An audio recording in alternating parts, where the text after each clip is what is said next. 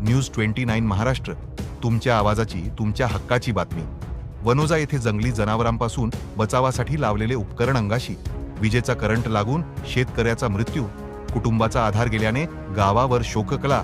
रालेगाव तालुक्यातील वनोजा येथे जंगली जनावरांचा त्रास टाळण्यासाठी शेतात लावलेल्या विद्युत उपकरणाची वायर तपासताना विजेचा करंट लागून एका शेतकऱ्याचा जागीच मृत्यू झाला। ही दुर्दैवी घटना काल दिनांक 16 ऑगस्ट रोजी घडली। मृत शेतकऱ्याचे नाव मधुकर बापूराव भालेराव, वय 48 वर्षे असे आहे।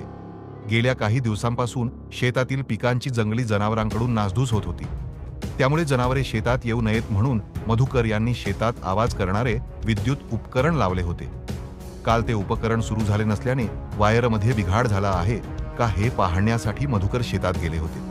तपासणी करत असताना त्यांना अचानक जोराचा विजेचा धक्का बसला आणि त्यात त्यांचा जागीच मृत्यू झाला। घटनेची माहिती मिळताच गावकरी आणि नातेवाईक घटनास्थळी धावले। रालेगाव पोलीस यांनी पंचनामा करून मृतदेह उत्तरीय तपासणीसाठी ग्रामीण रुग्णालय रालेगाव येथे पाठविला।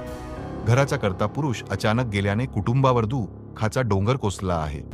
या घटनेने संपूर्ण वनोजा गावावर शोककळा पसरली आहे। मधुकर यांच्या पश्चात पत्नी व 2 मुले असा आप्त परिवार आहे। तसेच भालेराव कुटुंबाला शासनाच्या नियमानुसार तात्काळ आर्थिक मदत व मदत निधी मिळावा अशी मागणी गावकऱ्यांनी केली आहे।